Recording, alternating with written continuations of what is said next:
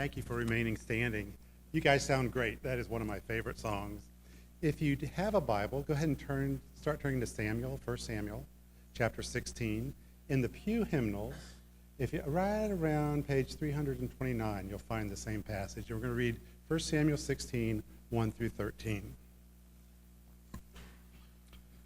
The Lord said to Samuel, "How long will you mourn for Saul?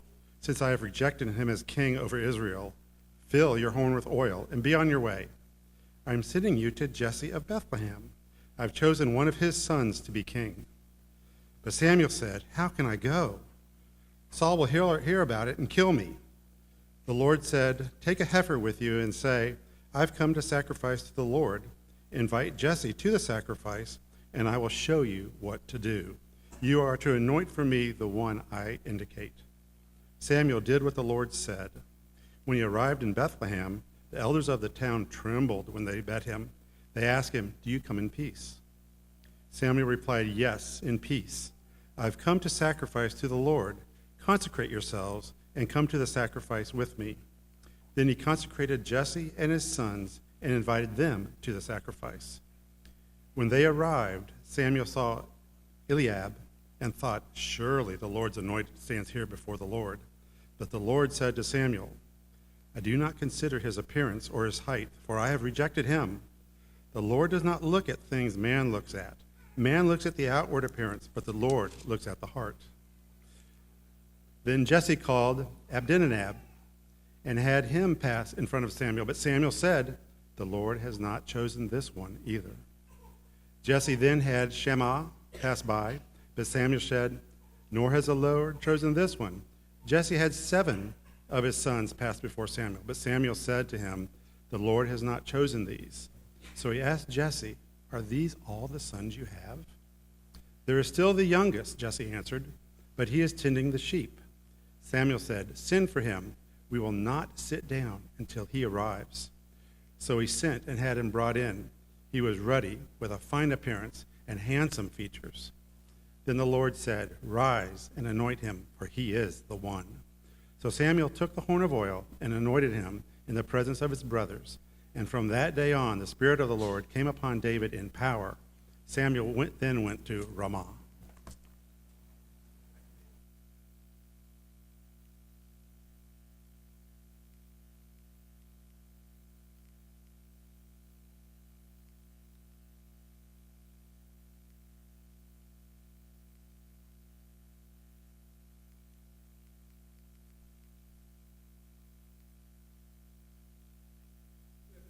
But maybe this is your first time, and we appreciate your choosing to be here and to worship with us on this particular Lord's Day, and we hope that you'll come back at every opportunity.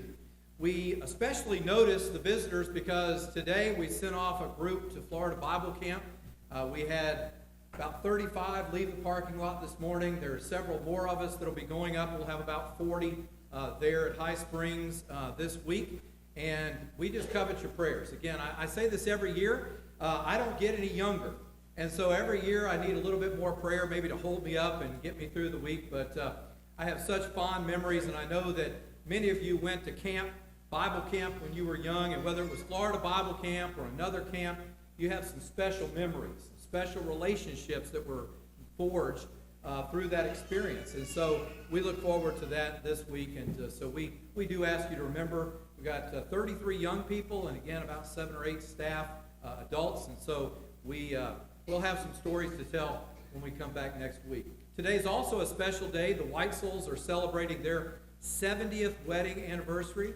Now, don't try to figure out how old that makes Welch in Virginia. That's not really the point of that. But they are an example to us of love and commitment and faithfulness. And so we appreciate Welch and Virginia very much. And I have to mention something. This past week we had Vacation Bible School. And again, we appreciate all the workers. We had probably 60 plus 70 adults that helped put that together, from decorations and preparation all the way through the week. And that was great. Had about 50 kids each night, so we appreciate the opportunity to teach them, and everyone that brought kids, invited kids. But I have to tell you, the theme for Vacation Bible School this week brought back a memory. And that is that the theme was Trailblazers of the Faith. And I got to thinking back, and in 1968, when this congregation moved from Fruitville to this location here at 5601 South Tamiami Trail, the first bulletin that was put out was done by Virginia Weitzel. And guess what? Because we were on the trail, guess what name she chose for the bulletin way back there in August of 1968? The Trailblazer. And that just has such a connection for me. It's just a neat thing. It wasn't why we chose the theme for VBS this year, but it was something that did relate and bring back that memory. So we appreciate all of our couples that have been married for an extended period of time, 50 years. I think we've got 30 couples in South Trails membership between the seasonal members and the year-round members who have been married 50 years or more. Now, with that many examples, there's no excuse for you young people, all right? When you can see people that are being faithful and how they've done that, go get some advice. Pick their brain, and I guarantee it will help you to hold out. Hold your Bibles where David read there in 1 Samuel 16, and we'll get to that in just a moment. I heard a story from the book by Wade Phillips called Son of Bum. His father, Bum Phillips, was a football coach, a professional coach for many years with the Houston Oilers, and he had quite the reputation. In preseason, he had all of his players run a mile to see if they were in shape. Well, back in the 1970s, Bum Phillips had a particular superstar known as Earl Campbell. Now, Earl Campbell was a running back, and basically he ran over people. He was a bulldozer with the football. And Earl Campbell, though, could not run a mile. And because of his size, because of his build, a mile was just very difficult. And so the reporters kind of smiled, and they wondered what Bum Phillips would do when he required all of his players to run this mile in the preseason training camp. And so they waited and they watched. When Bum Phillips got in front of the reporters, one of them asked, "What about Earl? Since he didn't run the mile, what's his punishment? What are you going to do?" And Bum Phillips just looked at the reporter and said very simply, he said, "If we ever have third and a mile, we won't put him in." Every one of us has a place.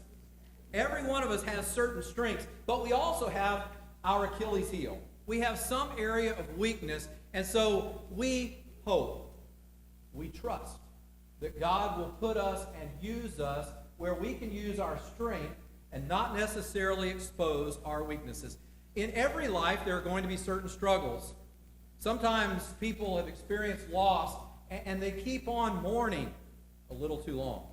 Sometimes people struggle with their looks or the appearance, and they're more concerned of image over integrity.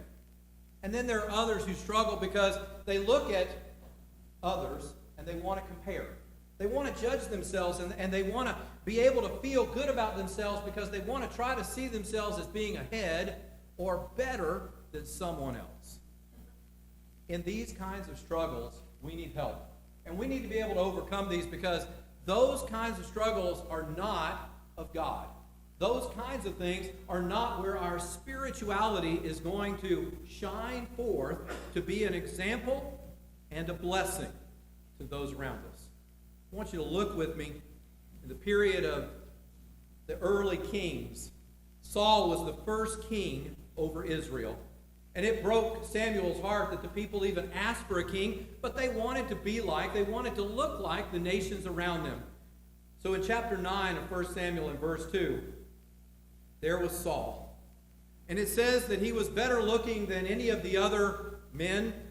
It says that he was taller than all of those around him. So literally, Saul stood out. Saul was separated, and he was the image of what the people wanted to have as their king, as their representative, as their leader.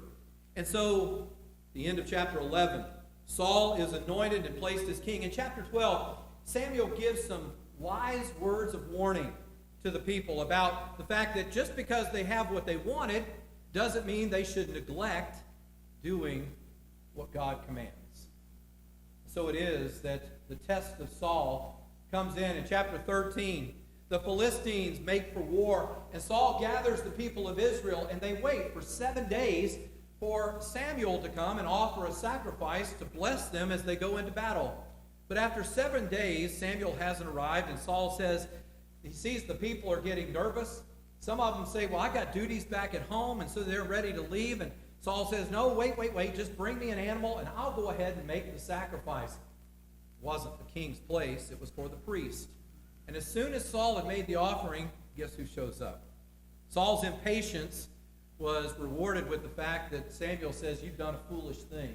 In other words, you didn't listen to the command of God. You didn't wait for God's blessing, for God to keep his promises.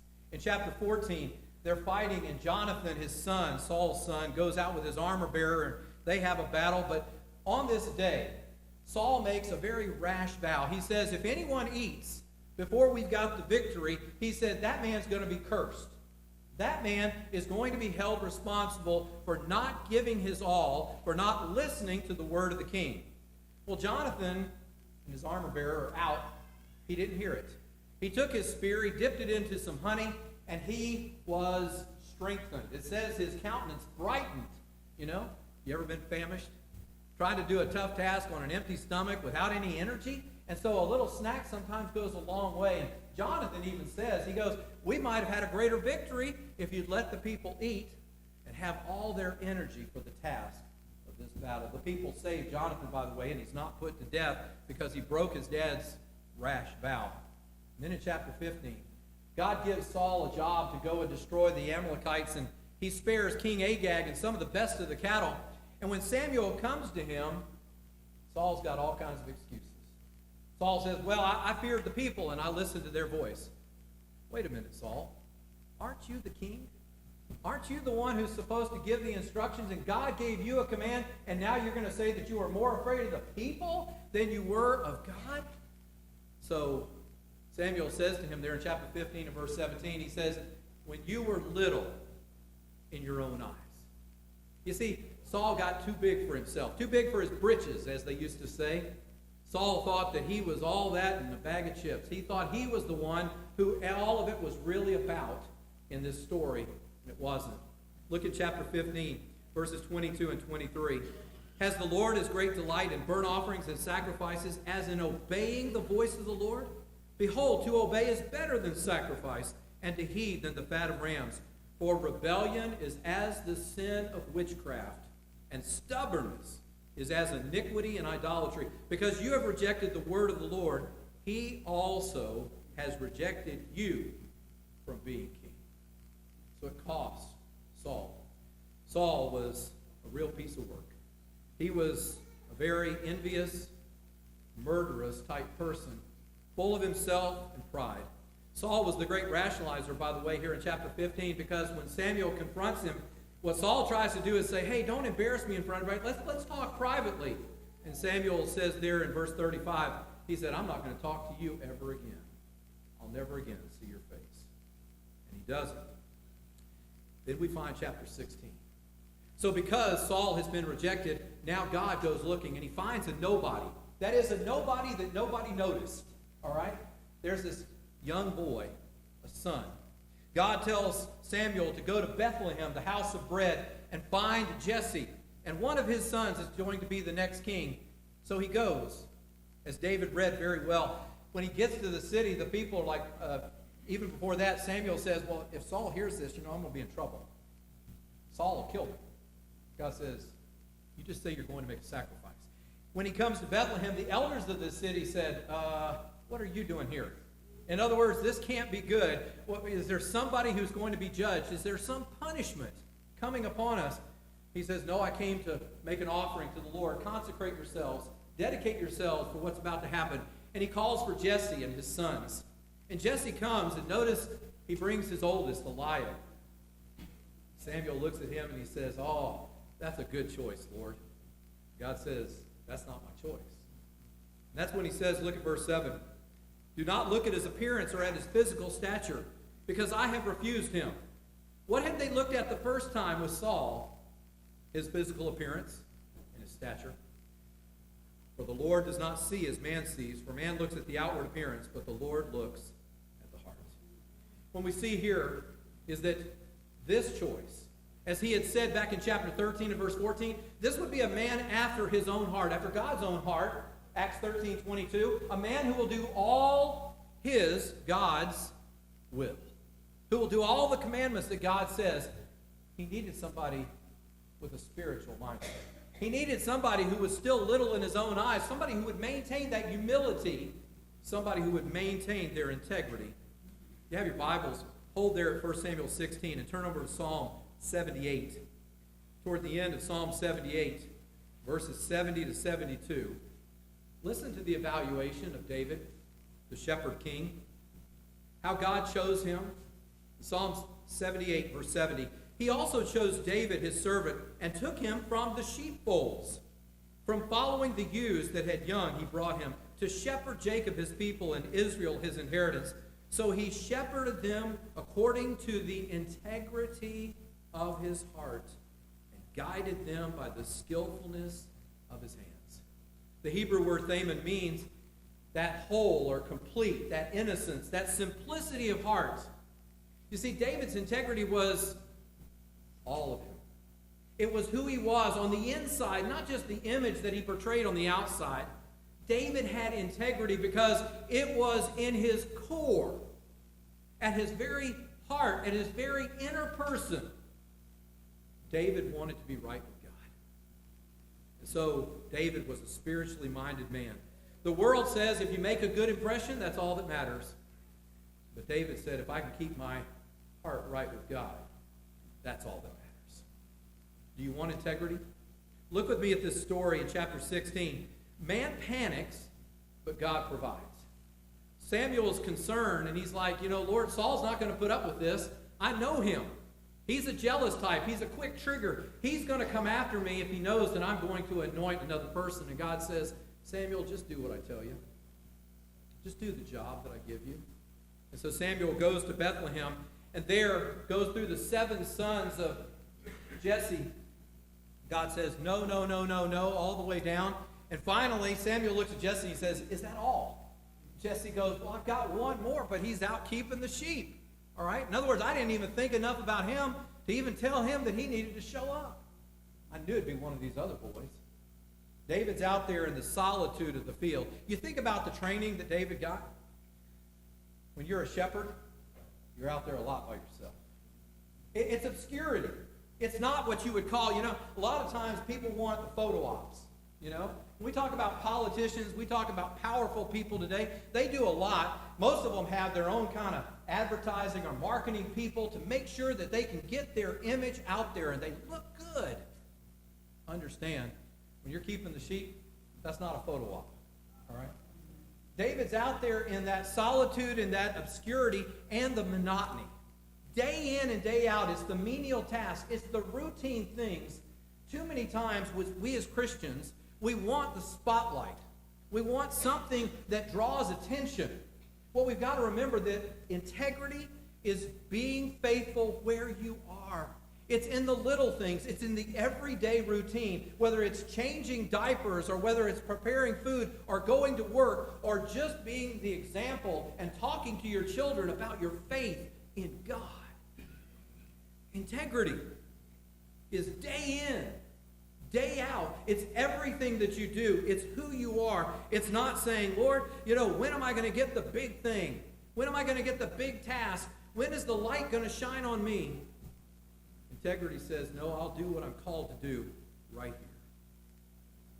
God had told the prophet Isaiah, it shall come to pass that when they call, I will answer. While they are still speaking, I will hear. Isaiah 65:24. You see, who's in control? Who flung the stars into space? God is. Who put everything in its position? Who was the one who looked at creation and saw that it was all very good?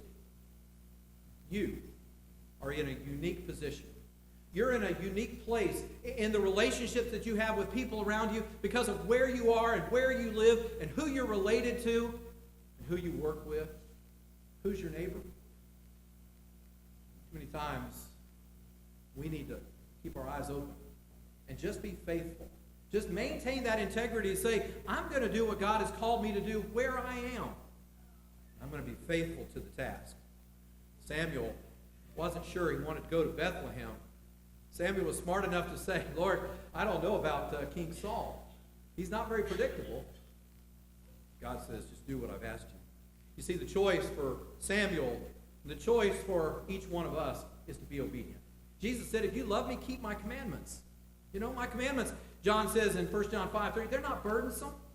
God's commands are not more than what you can handle. Just be faithful. Do what he's asked you to do where you are. I heard about a man one time who fell into an empty well. And he called for help, and another man passed by and heard him. He went and got a rope. He lowered the rope, and as the man grabbed the rope, and the man up above was about to pull him out, the man down in the bottom of the well looked up and he said, what if the rope breaks? And the man looking down said, what if you stay where you are? Understand, sometimes we want to be somewhere else, but we're not willing to trust God to bring us to where he can use us. Secondly, if you look at this story, man chooses, but God corrects. Man had chosen Saul. That was their king. That was the first king. And it was after the order of what people wanted. There was an appearance. There was an image. It looked great. But his heart wasn't right. As soon as he became full of pride, he started to disobey God and trying to do things on his own. And he lost his relationship with God. So Saul was in big trouble. And guess what? By correspondence, all of Israel was in trouble. Because they didn't have a leader who was setting a good example. Next week's Father's Day, I'll jump a week ahead and I'll tell you, dads, fathers, husbands, you need to be an example.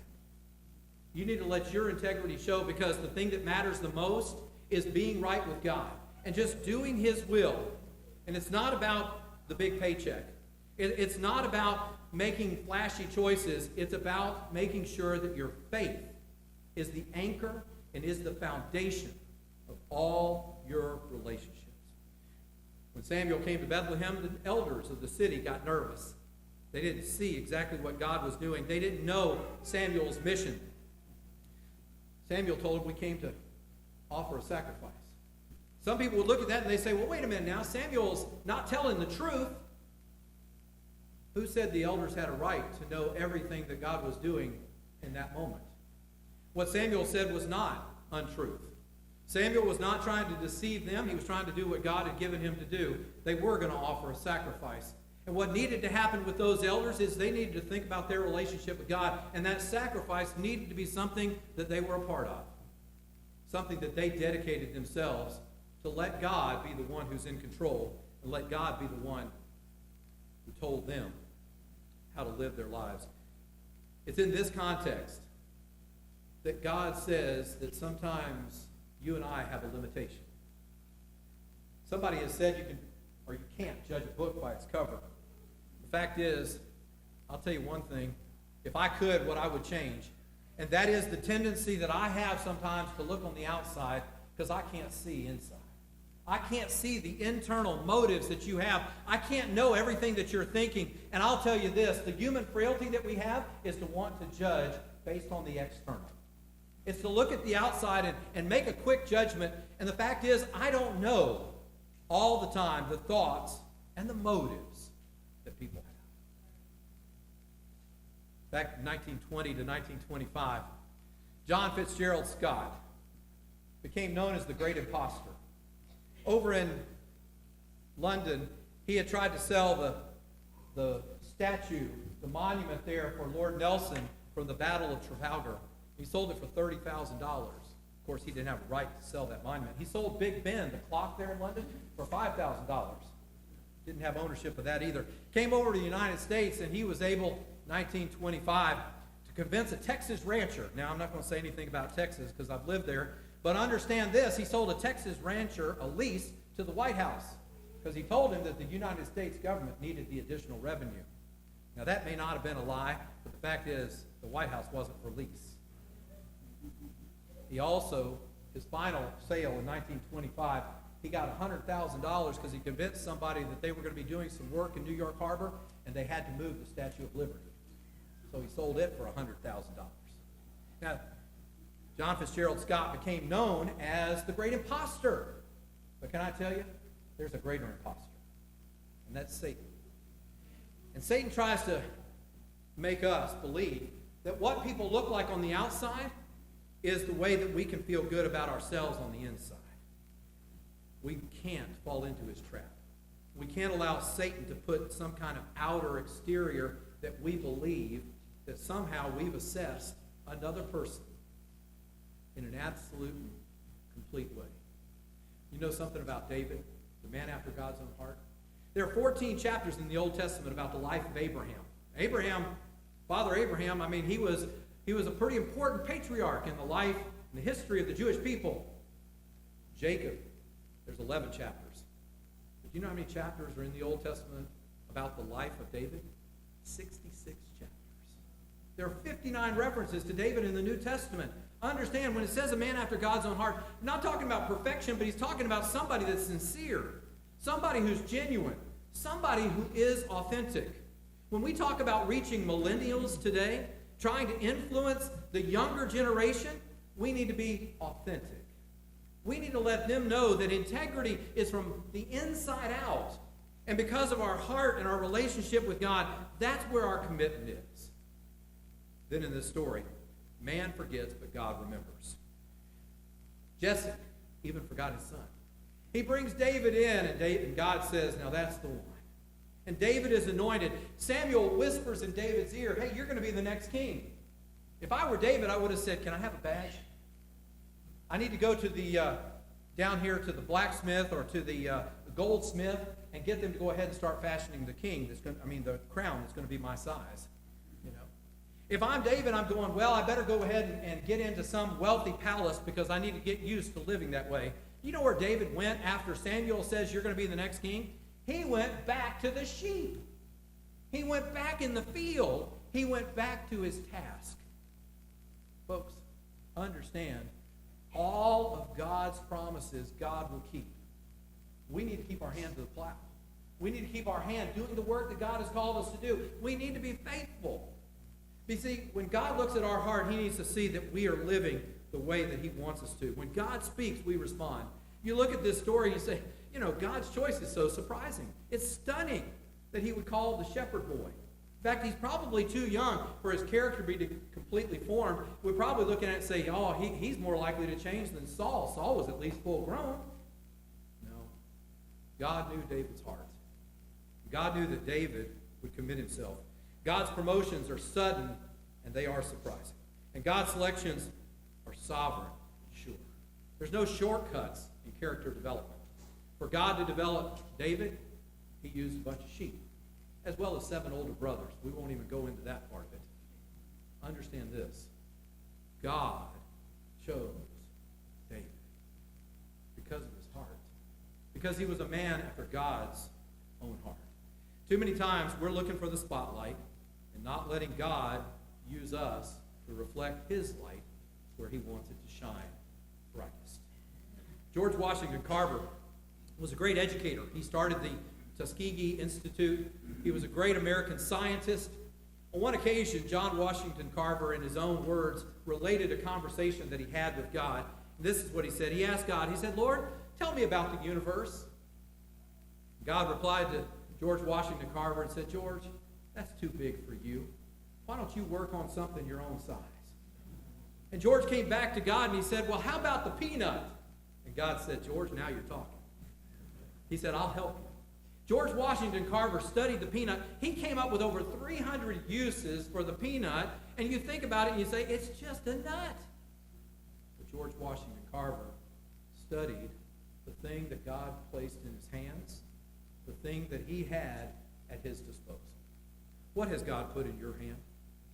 What has God given you? A responsibility? Where has God placed you in relation to the people around you? And are you acting of integrity? Whatever it takes for you to be a servant of the Lord because your heart is right with him. This morning, if your heart is not right, maybe the first step you need to do is put your trust in Jesus Christ as the Son of God, repent of your sins, and make that submission, that obedience by being baptized into Christ because you know what he's promised, the forgiveness of sins. That you'll be born again, that when you come up out of that water, you're not just new by the forgiveness, but you're now in a new relationship. You're part of his family. You've been born again. You're a citizen of his kingdom. if you are a child of God.